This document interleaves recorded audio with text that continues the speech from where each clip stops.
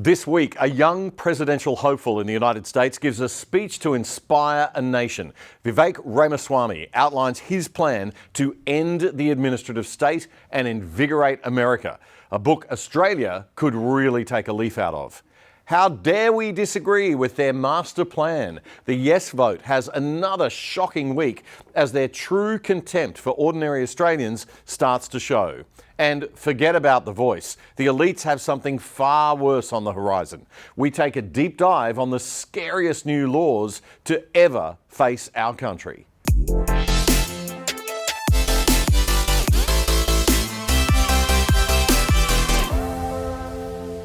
G'day Perth, g'day Adelaide, g'day Australia, and welcome to episode 223 of The Other Side Australia for the weekend commencing Friday, the 15th of September, 2023. I'm Damien Curry. Welcome. Well, what a week it has been for the people of Northern Africa, both Morocco and Libya. Again, it's something to remind us how lucky we are and count our blessings. While we may lament the state of our society and politics and economy, we do remain very, very blessed in Australia. And it's important that we head into our show remembering that, I think, and being grateful for all we do have, despite the perpetual complainers who've turned grievance into an industry. Very sad news this morning that two women have been charged with setting a man alight in a hotel car park in the Queensland city of Toowoomba. Violence is not a gender thing. We have to work in our society against all violence, domestic and otherwise. We have to stop seeing it as some kind of gender studies issue and start treating the problem for what it is: violence, societal decay, family and values decaying. We so often hear the stat that one woman a week is killed by a significant other. It's a horrific statistic. One man every 2 to 3 weeks is also killed by a significant other. And when you throw in male suicide, often the result of family law injustice or reputational and personal abuse from a partner, we know that we have a problem that is not specific to gender.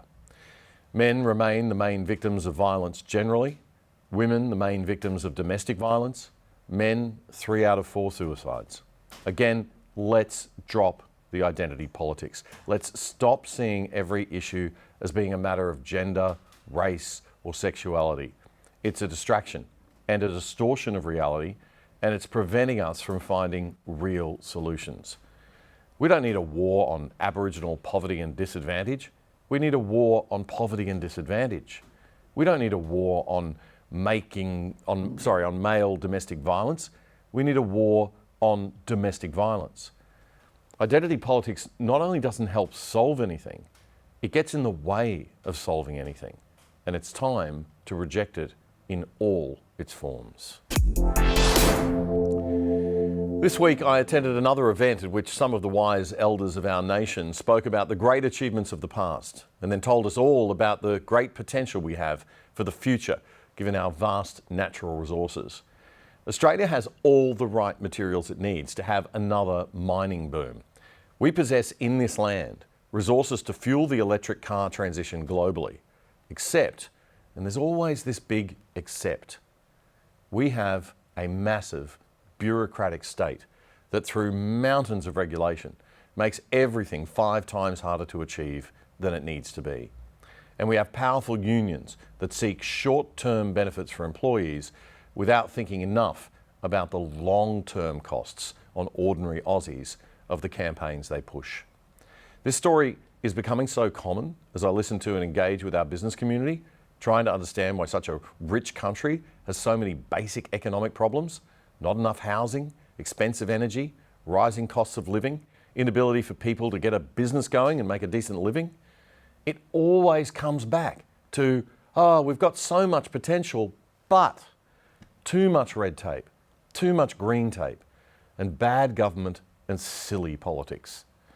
Nobody's going to want to come to Australia and set up a mine here and deal with our bureaucratic nonsense when they can go to another country that will actually appreciate them and do the same thing. America shares a lot of our problems, but at least in America, there's some hope on the political horizon. There are people who are breaking through the big state, protecting itself and growing itself endlessly. And one of them is running for president. He probably won't win this time, but he's sure setting himself up for a win sometime in the future. That man is Vivek Ramaswamy. He has a big plan, not just to reduce the size of the public service bureaucracy that's crippling America, but to demolish it, to save the country. And in the past couple of days, he's given a major presentation into not just what he wants to do, but how he intends to do it. And I think a lot of it is relevant for Australia and other nations too that find themselves being crippled by an administrative state, like our friends in Canada. Government that's just gotten too big for its own boots, grown itself into a monster, and no longer fears its people as it should.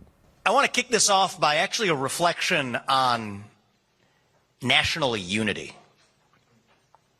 We are deeply divided as a country today. And I think the way that some in both political parties imagine we might get to national unity is through compromise. It would seem to be the obvious approach, actually. If you have people who are badly divided, perhaps the way you get to uniting that country is through compromise. I actually reject that vision. I believe that the way we will unite this country is by being uncompromising about the principles that set the country into motion in the first place.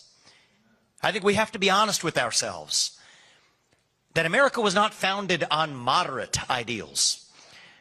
America was founded on radical ideals. That idea that you get to speak your mind, and you do, and you do, and you do too, as long as I get to in return. That is a wild idea for most of human history. It was done the other way. The idea that we're a nation not of men, but a nation of laws, founded on the rule of law, that we pursue excellence without apology, that you get ahead in this country not on the color of your skin, but on the content of your character and your contributions. These are extreme ideals. And the way we will reunite this country is not by hiding from the radicalism of the American Revolution, but by embracing it. That's US Republican presidential candidate Vivek Ramaswamy presenting a very different worldview to that which we tend to believe. In Australia, as in America, we've not so much got a forgotten generation, but generations who have forgotten. Gen Y and Gen Z, and also to some extent Gen X and the boomers too. We've forgotten the values and ideals that this country was built upon. We've taken for granted and lived off those values and ideals, but we don't appreciate them. Judeo-Christian values, Greco-Roman thought, hundreds and thousands of years of thinking, of trial and error, to build the British legal systems and parliamentary systems and system of liberal democracy that we just think fell out of the sky, that we take for granted as much as we take for granted the air we breathe. Not only do we refuse to accept that this all came from Britain, and before that from other great states and empires of Western history, but we want to condemn Britain and the West. Compromise isn't going to fix that. We have to rediscover our core values and principles and put them up on a pedestal where they belong, above lesser ideas and newer ideas that sound nice but have never been tested. That is our true strength, our diversity and our differences. That's not our strength. Our strength is what unites us across that diversity. Wow, bullseye. But how do we do that? How do we achieve it in a culture crippled by the fear of offending people, where bosses can't run their companies because they have no authority left? Nobody wants to employ anyone or take any business risk because there are too many political and social and legal risks involved. We have teachers afraid of their students.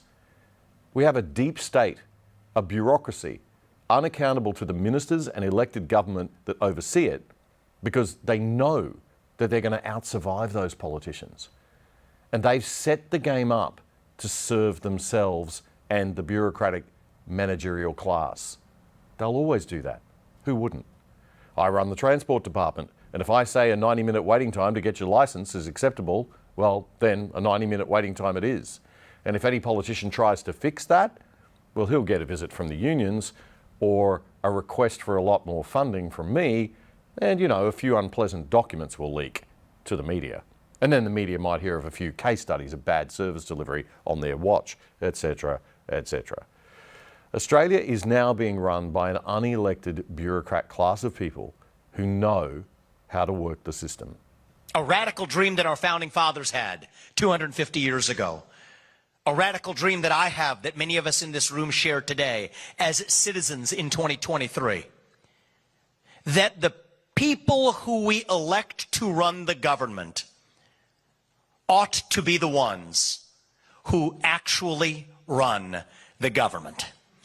Not the managerial bureaucracy in three-letter government agencies, not elite leaders in the back of palace halls in old world England, not enlightened elites in the back of BlackRock's corner office in Park Avenue of Manhattan today, not monarchs sitting in three-letter government agency buildings here in Washington, D.C. That's what we're here to talk about. This is part of the project of reviving, but yes, also reuniting our country. And I will say at the outset, this is not a black idea or a white idea. This is not even a Republican idea or a Democratic idea. This is a fundamentally American vision that we fought a revolution to secure in 1776. That we, the people, create a government that is accountable to us, not the other way around. So how did Australia and America and a lot of the rest of the Western world get to this point? It didn't used to be like this. Ramaswamy says it started about 100 years ago and it's infected all our major political parties. We saw a gradual waterfall of political responsibility in this country, moving away from Congress and the Senate and the U.S. presidency towards three-letter government agencies that wield the most political power in the federal government, despite having the least political accountability through unelected bureaucrats who have no backstop of actually being accountable to the public. Vivek Ramaswamy says that if he becomes president, his goal will be to restore the constitutional republic. And he's not talking about incremental change. He's talking about radical revolutionary change. Vivek Ramaswamy wants to reduce the size of the administrative state by 75%. That's a big, audacious goal. He outlined firstly that despite many common misconceptions, the US president does have the authority to do this. But he says one big idea has to be overcome first. And it's a big idea that unfortunately we share in Australia. This idea that the administrative state, as we know it, is somehow an impartial scientific management project that is able to take on what we the people can't be trusted with. This is what's actually at stake here. It is a skepticism of we the people and our ability to settle our differences on questions from climate change to racial injustice. See, the old world view was that the people can't be trusted. The people can't be trusted to sort out how to address existential climate change. If we leave it to the people, our planet's going to burn its way to pieces. We're going to have systemically inequitable results amongst different races. This is what's baked in. It is that old world monster rearing its head again that is fundamentally skeptical of a self-governing people. So in Australia, we see more and more power being sent to the bureaucracy and the legal class. The High Court is making law more than ever now, acting like a council of kings at times. Lawfare then starts to override the will of the people. You get the media captured, and soon to be further captured by Albo's new misinformation and disinformation laws. The big media will love these laws because it'll shut the little media down. I won't be operating under those laws, I'll tell you now. This show shuts down the day those laws come into power. I can't risk being called a criminal by some bureaucrat with the power of a dictator telling me I'm facing jail because I broke some made-up law that's completely ill-defined. You won't see me for dust in that Australia. And we are seconds away from that, folks. We need to wake up fast. The voice is another way the bureaucracy wants to dilute your power, dilute the power of us, the people, and our parliament and its members, and give special rights of representation and access to 24 specially selected left-wing elites. But the voice is really just a distraction. The single most dangerous law to the future of our democracy are the proposed misinformation and disinformation laws. Because once the ability to speak out against all of this is lost, the game is lost and the country is lost. We all need to support political leaders who are willing to do massive change. Ramaswamy understands this over in America. Nice, polite, incremental change won't work. Ask the last guy in Aussie politics who tried to cut back the size of the public service, Campbell Newman, the former Premier of Queensland, and you'll see where that gets you when the knives come out from the bureaucrats, the unions, and the political class, even on your own side of politics. And the Australian Liberal Party is full of gutless career politicians. I have great hope for the future. Senators Alex Antic and the Nationals' Matt Canavan are two that give us some Vivek Ramaswamy type hope that we might be able to save our Liberal and National parties and save the country from the left-wing hell it's now in. Ramaswamy says radical change is needed, and it's not who's running the agencies, but the agencies and the government departments themselves that need to be shut down. We can't fix the ABC. We need to close it and start again. We can't fix education departments and their cosy relationship with teachers' unions. We have to shut the departments down and revise our entire education system. Do we want incremental reform? Or do we want revolution? I stand on the side of a revival of those 1776 ideals. A revival of that idea that, yes, we the people create a government that is accountable to us, not the other way around. This is what unites us as Americans, and this is personal to me. I grew up into that generation where we were taught to celebrate our diversity and our differences so much that we forgot all of the ways we're really the same as Americans, bound by that common set of ideals. E pluribus unum means from many, one. That is the dream that won the American Revolution. That is the dream that reunited us after the Civil War. That is the dream that won us 2 world wars and the Cold War. That is the dream that still gives hope to the free world.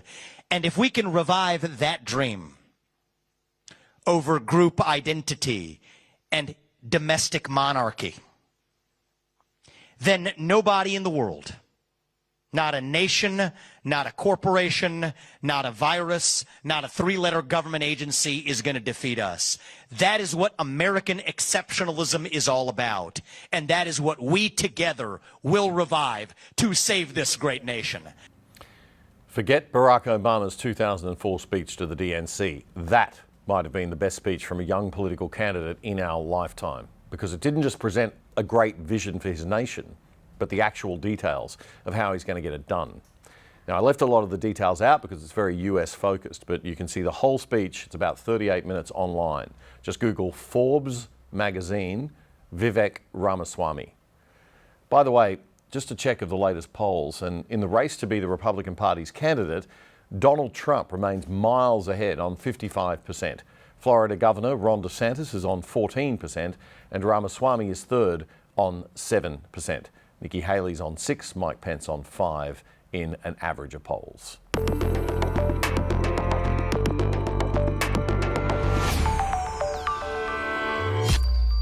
And a little bit of info for you now about some of the changes to the Other Side Australia. We've been listening to you, our audience, about what you want, and you've told us that shorter is better, less is more, and that you want your summary of the weekly best news and commentary from a classical Liberal perspective to be a little bit tighter and brighter. So we're collapsing our 2 shows here on ADH TV into one weekly 1-hour show. And we'll be putting a lot more clips out on social media for you too. The Other Side Australia will continue to stream every Friday night at 8 p.m. here on ADH TV and be up on demand for you thereafter to watch any time you like. And folks, we really need you to support ADHTV. There are some pretty dark forces out there, and I'm not being a tinfoil hat conspiracy theorist. There really are some very bad actors who'd like nothing more than for ADHTV to shut down. So we need you to get on board and support us. How can you do that? Firstly, by not watching this show on any other platform. In fact, we're going to be only putting the first 15 minutes of each week's show on YouTube pretty much from now on. So if you do want to watch the whole hour, we need you to download the ADHTV app and support this very important venture for Australia. Very brave and impressive young people are behind the establishing of this platform. Great young Aussies with the right mindset and a strong commitment to the health and wealth of our nation. And we need to get behind them. Alan Jones has, and I will also continue to do so. But we cannot do it alone. So please, hop on over to adh.tv. If you're not watching there right now, adh.tv on any browser. We don't even need you to sign in. We'd love you to, but you don't even have to sign in your name. You go straight to the browser. It's all there for you for free. We're not charging anything, and all we ask is that you have to watch a couple of ads. So support our advertisers because that helps keep the lights on. And even just by watching those ads that pop up at the start of the show, you'll be helping us.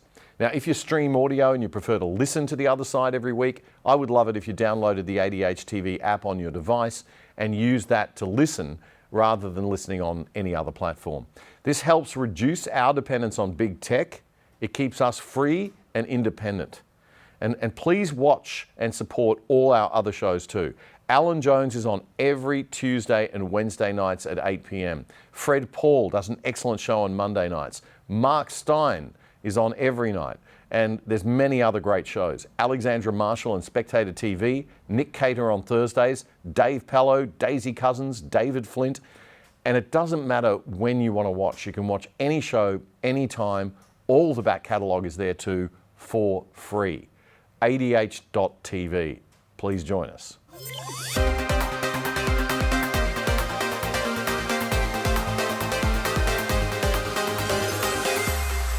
A big furore this week over Yes campaigner and voice architect Marsha Langton's comments to a forum on The Voice that the No campaign is pushing arguments based on racism or stupidity. Channel 7 got hold of the video before it was taken down from social media. Every time the No case raises one of their arguments, if you start pulling it apart, you get down to base racism. I'm sorry to say it, but that's where it lands.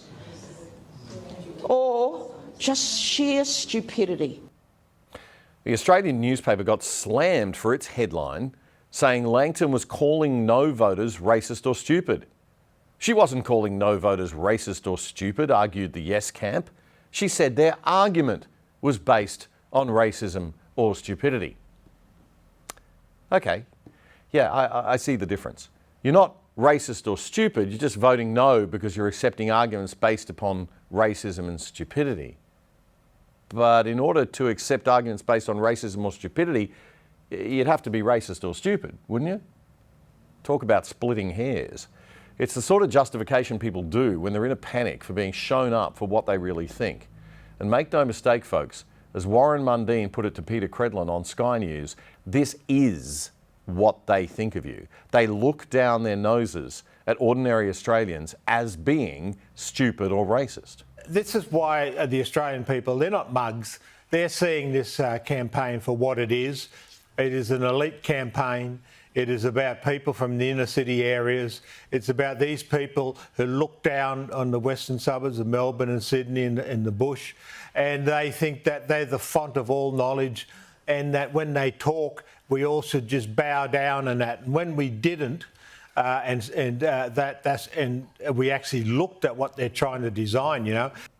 Yeah, that's Warren Mundine on Peter Credlin's Sky News show. It couldn't possibly be that we've done our homework and we've thought carefully about the benefits of adding another layer of complicated bureaucracy to the mix and thought, nah, that's not going to get the job done. That's going to slow everything down even more. We've heard all this before.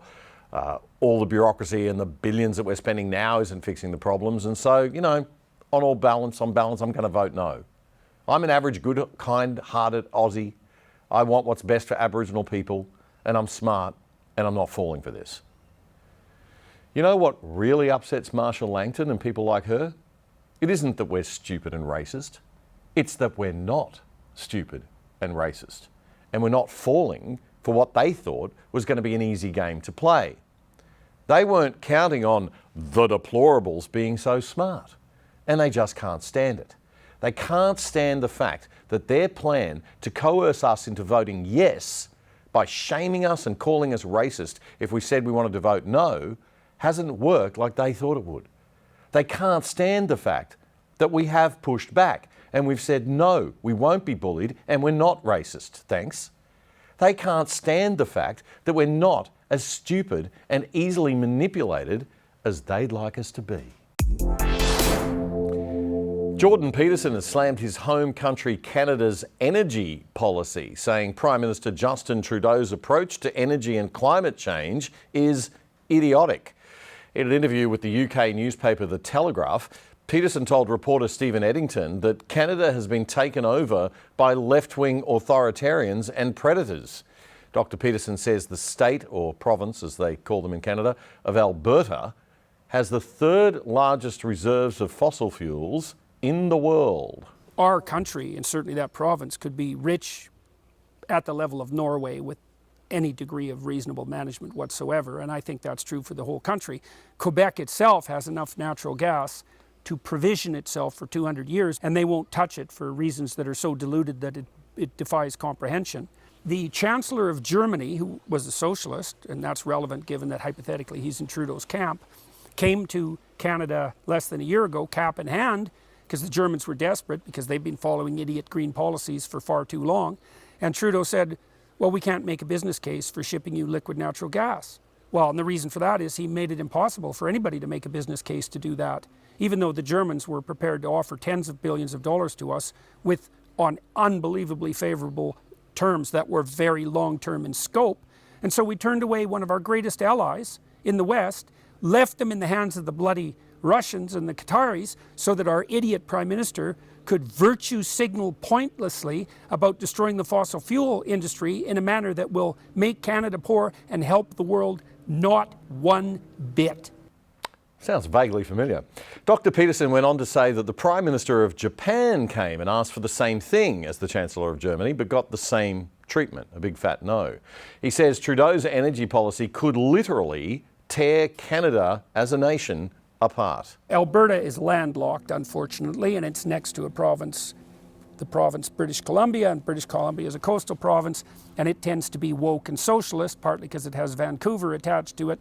And so Alberta can't get its fossil fuel resources out to the world on the west coast. And so that's a complete bloody catastrophe. And the new premier there, Danielle Smith, she's going to end up essentially going to war with Trudeau. It's enough to break up the whole damn country as far as I'm concerned. And there's an irritable part of me that thinks that would be for the best. Dr. Jordan Peterson speaking to UK newspaper The Telegraph.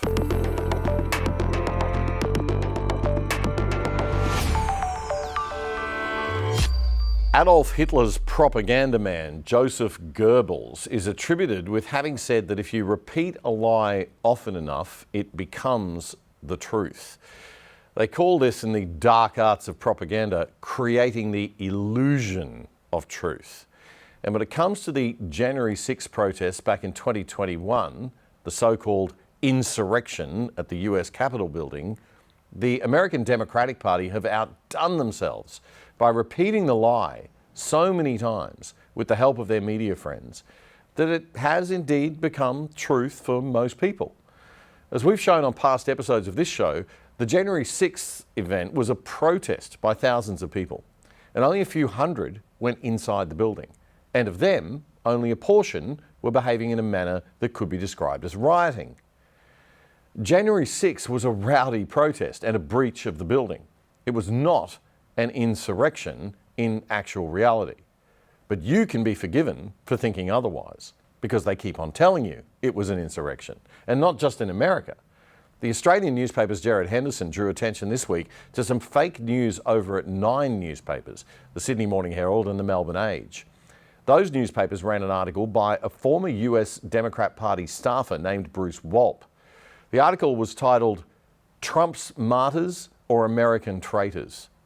Just imagine that assault on our parliament.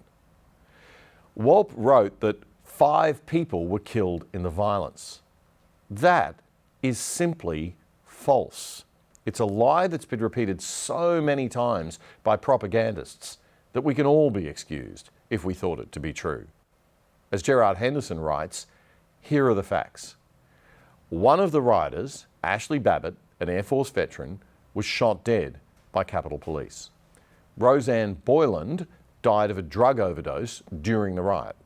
Kevin Greason died of a heart attack before the riots broke out. Brian Sicknick, a Capitol Police officer, was pepper sprayed by rioters. He suffered 2 strokes the following day and he died, but a medical examiner ruled it to be a natural death, not related to the pepper spray. 2 other police officers committed suicide within a couple of weeks of the riot, and another 2 killed themselves in mid-2021.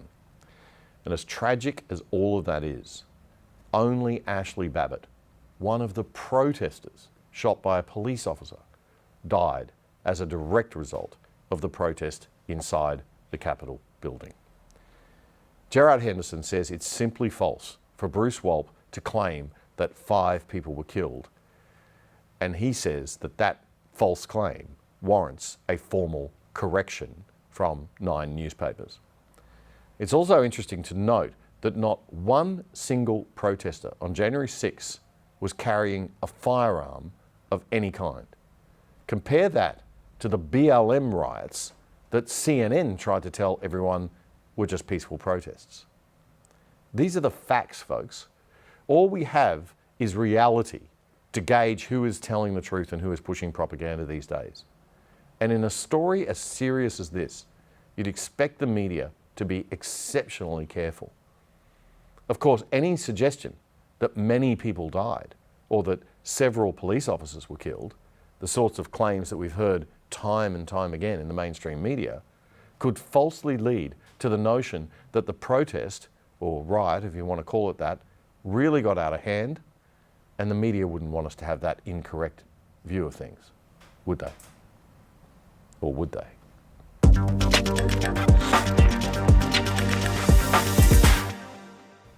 Well, you can see from the coverage of January 6 in the United States that whether something is misinformation or disinformation is highly subjective. And that's why in America they have the First Amendment to the Constitution, which sets in stone the right to free speech, protecting speech, the press, religion, freedom of assembly, and freedom of petition. Without freedom of expression and speech, you cannot call yourself a free country. It's the primary freedom from which all other freedom flows. There are some exceptions, of course, even in America. Obscenity, true threats and defamation, as well as incitement to imminent lawless action, are not covered by the Constitution's First Amendment, and the limits to those aren't perfectly clear either.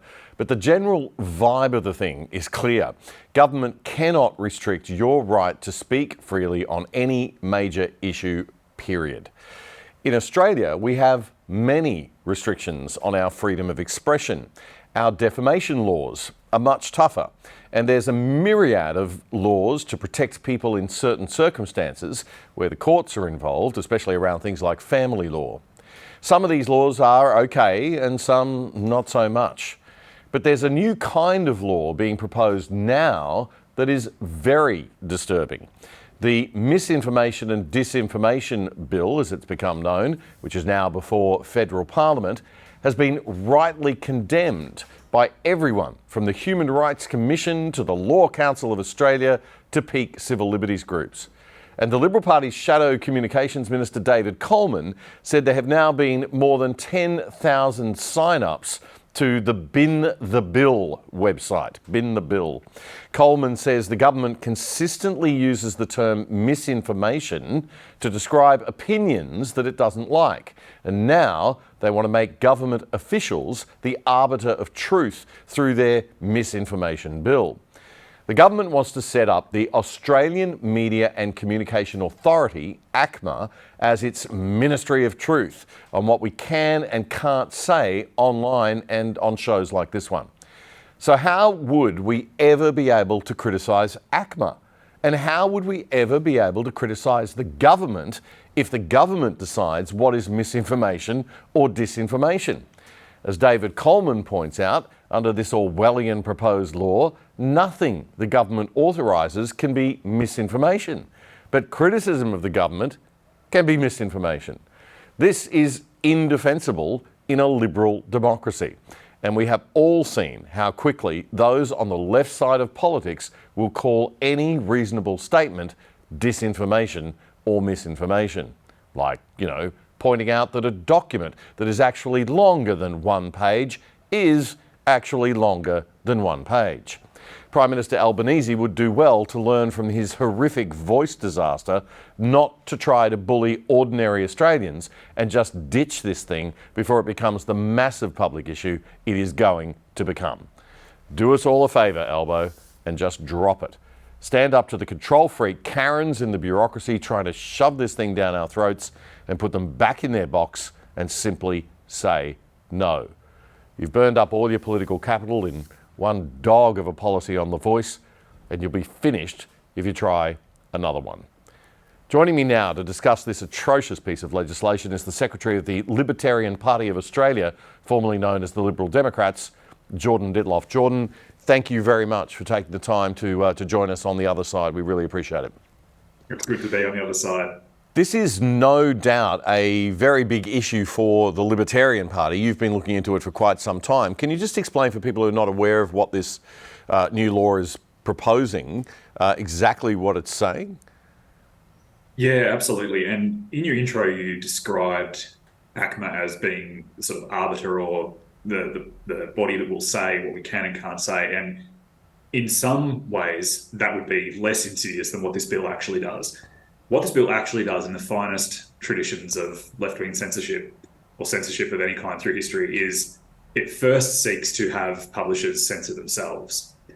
And ACMA is proposing to first set standards for what misinformation and disinformation are in the general sense, and then essentially wait to impose, to see those standards be actioned by publishing bodies and digital social media platforms themselves. So it's doing the old self-regulation thing first. Yeah, you try, absolutely. You regulate yourself, and the easiest thing they would like to do is for publishers to self-censor. And what's really in their crosshairs with this bill, and it's explicitly flagged in the report that was commissioned under the Morrison government by ACMA. ACMA, unsurprisingly, came back and in its report recommended it be given wide-ranging sweeping powers, of course, as any censorious regulator would. Yeah. But the real mischief that they identified, or the real threat that the government perceived and ACMA perceived in this report, is platforms like Telegram, like Rumble, providing this parachute. You've no doubt, and many of your listeners and viewers have no doubt, had content creators that they're fond of talking about this concept of having a parachute away from platforms like YouTube, like Facebook. Twitter has become better recently under Elon Musk, but still lots of problems. And these platforms have created spaces where free speech is permitted and encouraged. And that is, of course, the absolute death knell for government organisations and other bodies that are trying to push a particular narrative where dissent or dangerous ideas might be a threat. But Jordan, they are trying to. This is quite clearly going to put pressure on shows like this. I mean, I'm not feeling comfortable in Australia at the moment with the state of laws, and I'm quite careful about what I can and what I can't say. But it's going to be even more problematic for all broadcasters, particularly those who share a view that is not held by the government, and this show being sort of, critical of both sides, both major parties. We're probably never going to get an easy run. But it's a bit scary, right? Ultimately, let's say we don't self-censor appropriately, or we step over the line because we didn't realise. I mean, the vagueness of all of this is very helpful to the government as well. They like to manipulate and control. Governments always want to control by keeping laws vague. That's something that the Chinese government does, the Communist Party's governments do all the time. They make laws incredibly vague so that they can just interpret them as they feel, whenever they feel like it. Well, it's more than that in a way, because one of the things that this bill doesn't do is it doesn't really define what is truth. It doesn't define what will be considered to be misinformation or disinformation as a matter of fact. That question is left to question mark, and the bill really puts that to two people. It leaves it to publishers themselves to determine what is misinformation and disinformation with, as you say, these incredibly loaded stakes and almost a gun pointed to the head of publishers saying, you know what the right thing to do is. You know what is misinformation, disinformation. You'll do the right thing. And so what will happen is publishers will interpret misinformation or disinformation as simply anything that is controversial. And the people who are proposing this legislation, we already have self-censoring and guidelines in place for platforms like YouTube and Facebook, where John Ruddick, MLC, our most recent elected member of parliament, his maiden speech was censored by YouTube. So it's not as though we're in this free speech nirvana at the moment. And that's not enough for these people. They want to put that beyond doubt. And the other thing this legislation does is it takes away the right of individuals to protest when these rules and legislation and rules and guidelines are applied. Because if Rumble or Telegram or YouTube takes down this video, you can't complain via administrative law or the other mechanisms you normally would be able to challenge a bill, because essentially the government is not the one who has removed your content. They've had these publishers do the dirty work for them. So unless you have a publisher, and maybe Twitter under Elon Musk would fall into this category, possibly, but unless you have a publisher with the resources and willpower to actually challenge these legislations and these interpretations, it's almost impossible to have your day in court. Well, and even if we had an Elon Musk, is not a sort of incidental feature of the bill. It's a very targeted, very intentional feature of the bill. Right. Even if we had an Elon Musk, right, type character in all the time, it does put a lot of power and control in the hands of such a person, which we probably wouldn't want to be relying on for our access to truth, right? One would never want to be dependent on the mercy of a benevolent dictator, that's for sure. That's right, the benevolent dictator. So from a libertarian point of view, a broader sort of philosophical perspective, I guess you're saying that it's this is a kind of typical incremental attempt by government to slowly in a way that nobody will notice too much, as we just, it's just one step, and then we'll just have another step, and then we'll just have another step, and before you know it, is that what we're seeing here, sort of a slow creep to much less freedom of expression? Yeah, absolutely. And this is taking place in the context of other legislation that's been passed. There have been recent amendments to privacy laws to make it easier for government authorities to access metadata and to obtain access to your information and your digital footprint, in many cases with far less supervision by the courts. We've had the e-safety commissioner brought in who can determine what websites can be accessed and by whom from Australia in the name of preventing online bullying and harassment, which all sound like wonderful, noble goals. But you're right, it's very much the frog in the pot being boiled slowly. And earlier in your show, you mentioned that on this program, you're very critical of both sides of government when they deserve it, which is often. And while Shadow Minister Coleman's comments against this legislation are obviously welcomed, and we want to make sure we take whatever support we can to get this killed before it can become law, this was part of the legislative agenda of the Morrison government. If we were in a continuing Morrison government now, and the Liberals had been re-elected, this would still be on the table and it would be defended from the right and criticised from the left. And this is the madness of tribal politics, because the left have just as much, if not more, to lose from this. You know, if you think about things like the Iraq War, WMDs, Tampa, children overboard, all these things that the left would have been wringing their hands over and decrying as dictatorial censorship if the government was to prevent criticism or a dissenting view from being put forward. now that they are in the levers of power and have the control, they are quite happy to sort of set up and encourage this apparatus, which will inevitably be used against them by people they disagree with. Well, this is part of the problem of having a bureaucratic government in the sense that you've got our politicians have become bureaucrats, that we have career politicians. We don't have politicians that are thinking originally and standing for values. We see parties acting and responding to polling, which is not always a true representation of what people really think or would think if they were given a viable leader option. But we do see this thing happening where you've got the politicians just becoming bureaucrats themselves, becoming very bland and vanilla and very hard to tell the difference between the value set of one party from the value set of another party, which I'm sure you as the Libertarian Party would be very, very aware of.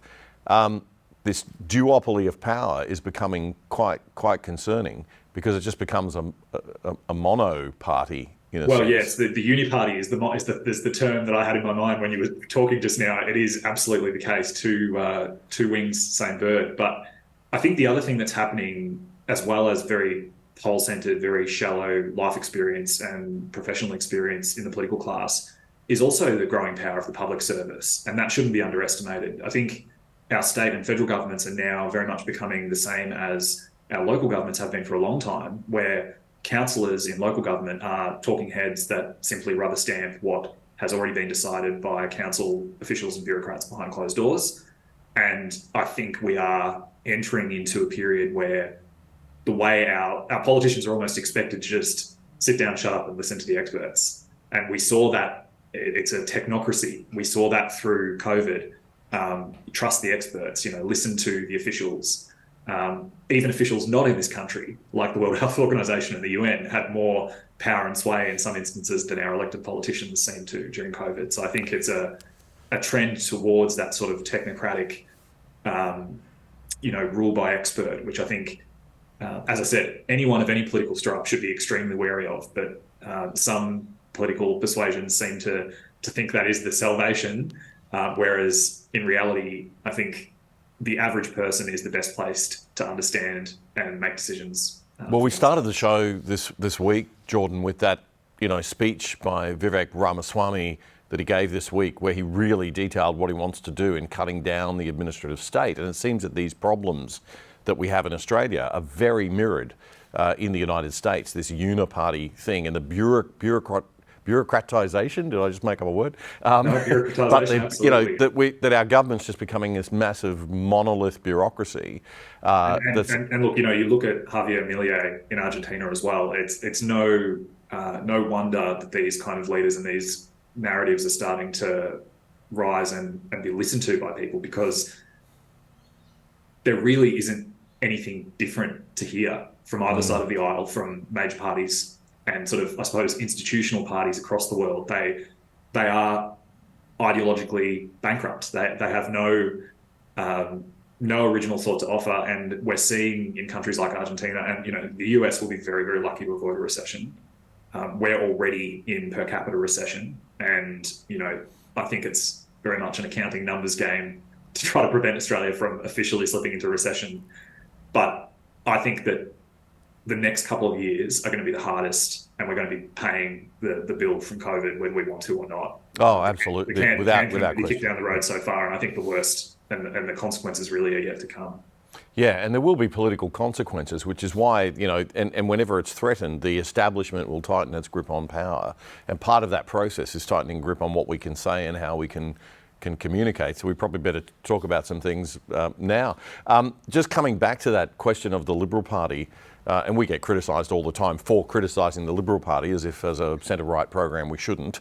I have no problem criticising the Liberal Party because I think they've strayed from core values, and that's the basis upon which we criticise them. We don't criticise the people. There are a lot of fantastic people in the Liberal Party. Senator Alex Antic, more power to him, and the like, and in the National Party, Matt Canavan, people like that who are really sensible, smart, intelligent young men and women who are trying to get some sort of change happening, to get the party back to being a party that listens to people rather than a career path for people who grew up in the Young Liberals or a certain segment of society. But we digress. Just to come back to this question of these laws. You mentioned a law before, the one that relates to access to information and technology and servers that governments can go to telecommunications companies and demand, governments, the federal police can go to telecommunications companies and demand access to our data. And the telecommunications company has to give that access. Now, it used to be that there were very high standards for that they had to get a very high level judge to sign off on that, but not anymore. And the stuff they can access is much greater. And this just sort of slipped through a year or so ago. And it was in a late night deal done in Parliament, and it was Peter Dutton who did it, who let it slip through, and did the deal with Labor, and they got this through. I just find that stuff scary. That's the uniparty operating behind closed doors in a way, away from the public spotlight, putting in these incremental little laws that individually don't look so bad or sound so bad, but in combination, together, build, as you say, the boiling frog effect. It just gradually gets to a point where all of a sudden you can't say this and you can't say that. Absolutely, and I mean that's just at the federal level. And what this ACMA legislation is really designed to do is it's designed to take away the digital commons, the digital town square where people can gather and share ideas. And that is far more dangerous than merely limiting what can or can't be said. You're limiting the space and the opportunity within which people can converse. And today, we don't have as much of the physical town square. We don't have the marketplace or the town common. We have the digital town square. And to the extent that should be the domain of private companies with contract and who can set their own. Now, I mean, I should stress as well that the position of the Libertarian Party is that these social media digital platforms can put in place whatever ridiculous requirements they like. YouTube can be a left-wing paradise where no criticism can be uttered of any idea whatsoever. If they're a private company that sets their terms and conditions of their own free will that people contractually enter into, more power to their arm. But that's not what we're talking about here. What we're talking about is government colluding in some cases or imposing in others limits on the rights of companies like Rumble and Telegram to consciously pitch to a competitive market saying, we will provide a permissive environment for free speech, and on that basis attract users. So they are in a market where they're competing on the basis of their decision to allow certain types of speech that other platforms aren't. And so this government intervention is not only wrong in the sense of restricting freedom of speech and what people can say, but it's also a market intervention. And that's the other really important thing I wanted to talk to you about today is this ACMA bill is terrible both because of what it does, but also because of the exceptions it grants. And you mentioned that in the intro, it grants exceptions to government agencies and government departments from misinformation and disinformation. It also grants exceptions to the SBS and the ABC, which is egregious. What? Yeah, absolutely. So this bill exempts the ABC and the SBS from misinformation and disinformation. Okay. And it also exempts traditional media that subscribes to a journalistic code, such as your mainstream media. So this misinformation, disinformation bill is both wrong in substance and wrong in application because it's hang on. Okay, so the ABC and the SBS are excluded because, yes, I guess because they're government broadcasters, right? So they can't possibly ever get anything exactly wrong. Right. Exactly. It's never misinformation. We know. We know that already. I watch the ABC. I'm sure. Yeah, I listen to the ABC News. It's not. There's no misinformation or disinformation on the ABC ever. Nothing politically. Nothing politically, culturally, sort of leading in one direction at all. Okay, but you just said something else really important, which I almost missed. But let me just be clear on this.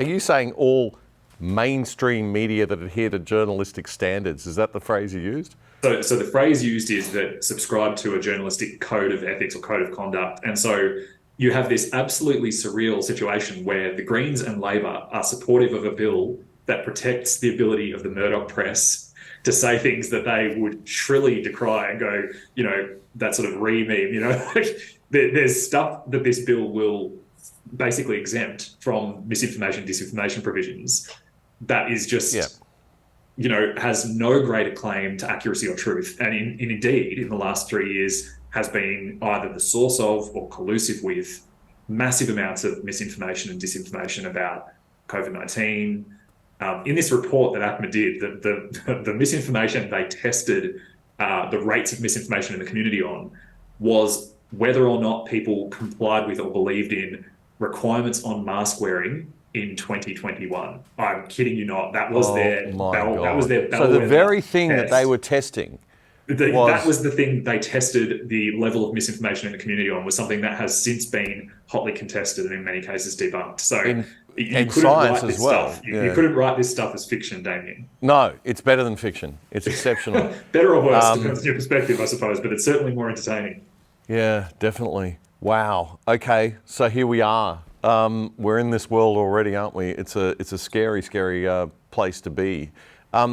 Just in terms of the uniparty thing, I mean, I noticed and full disclosure, I did run for the Liberal Democrats in the it seems like ancient history now, but 2021 election in the Brisbane seat of Ryan, and I lost to the erstwhile Green candidate, Elizabeth Watson-Brown, who's doing all sorts of amazing things at the moment, I think. That situation, that I'm no longer with the party because I'm doing this again, but I remember we had at the time that situation where the government and the Liberal Party were the Labor Party and Liberal Party were kind of trying to crush the power of smaller parties. Mm-hmm. And they were doing it through these very similar types of legislation, these tiny little rules coming in multiple places that nobody would even notice or even particularly care about, but had a dramatic effect on the party. For example, the fact that you can't now set up a party using the word Liberal, the word Democrat, the word Labor, there's all sorts of words you can't use. Yes. If they're already used by another major party. Yes. However, the Liberal Democrats have been around for 20 years using the name the Liberal Democrats, but you still were forced to change the name of the party. So this is an example, absolutely. Isn't it, of the kind of thing. 100%, and that's a great example of when the major parties threatened. At that federal election, we saw that push of put the majors last. I think that was one of the finest moments in Australian democracy. It didn't quite pan out that way everywhere on the ground. Sometimes minor parties have those incentives to sort of take the deal and not necessarily live up to that aspiration of put the majors last. But I think that feeling in the community will only grow. Australians are more disillusioned with major party politics than ever before. The two-party system is more than happy to collude and will absolutely respond to defend itself. And I think what I would love to see, and I know Campbell Newman in your longer form interview with him flagged the need really for minor party cooperation, where you have quite a big Venn diagram of shared interests and almost barbarians at the gates of Canberra, I suppose is one way of putting it. I think there definitely does need to be more coordination and more cooperation because we have many enemies in common. Yeah, I think we should see more cooperation between the minor parties. That would be very, very healthy. So just to finish on the misinformation, disinformation bill, Jordan, how do we fight this and what's the campaign going to look like? I know resources are tied up at the moment with the Voice. Attention is on the Voice, and sometimes this is a technique, right? They put attention on something else to take attention away from something else. These laws are getting more attention, thankfully. They are incredibly important and probably a bigger threat to our system of governance and our constitution than the Voice is. They should be front and centre. We're certainly going to be focusing on this a lot in the next few months as it moves forward. How many minutes to midnight are we in terms of this getting through the Parliament, becoming law? Well, the one saving grace we have, I think, is that, as I flagged earlier, this wasn't something that the Albanese government took to the election. The Voice, I feel like they're locked in a death spiral with, they can't walk away from. I think if they could, they probably would be at this point. But I think with this legislation, it was sort of something that was in the in tray of the Albanese government when they came into office. Because it was originally proposed by the Morrison government. So the report that ACMA commissioned and the sort of, I suppose, genesis and the drafting work on this bill would have been well underway in the legislative pipeline prior to the federal election. I think that in terms of where are we to midnight, they are still in the process with this of flying kites. They originally had a deadline for submission for submissions to this bill that they extended for a period of 2 weeks. They say to receive more submissions, but what I strongly suspect is to try to receive more submissions they would like to hear.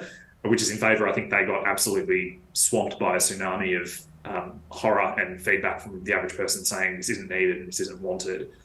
And at the moment, it's a draft exposure bill, so it actually hasn't gone before Parliament yet. And I think the more pressure and the more noise and the more opposition we can make as early as possible, if the Voice referendum shows us anything, it's that early communication and opposition to an issue can still march and take the political initiative. And the people who are pushing these kinds of initiatives often assume that they will have an easy run, or that they'll have either collusion or lack of organisation or non-resistance. And I think something like this getting as much attention and as much opposition and criticism from all sides as it is absolutely heading towards the right direction of it potentially not coming before Parliament at all. That's still possible.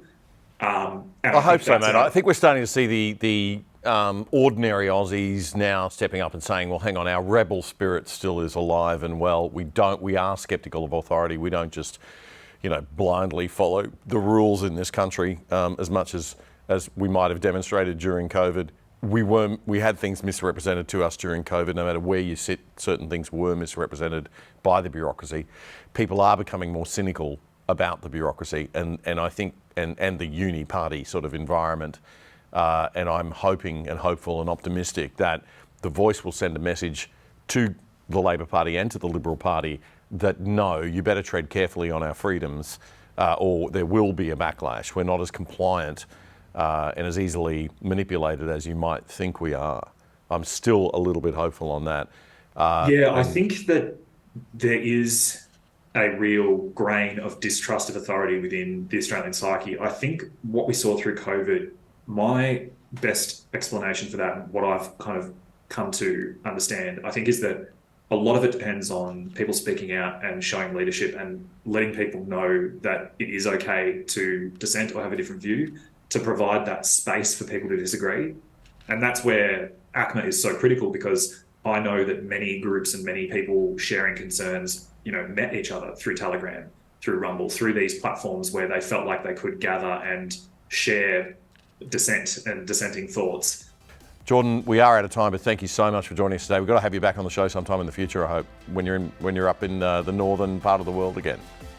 I'd love to join you in person at some stage in the future. Thank you very much. Great, Jordan. Thanks very much for your time. And that's all we have time for The Other Side Australia this week, ladies and gentlemen. Thank you very much for joining us once again. We will see you next Friday at 8 o'clock in our new format show. Hope you're enjoying it. And we hope you have a great week. We'll catch you next Friday. Bye for now.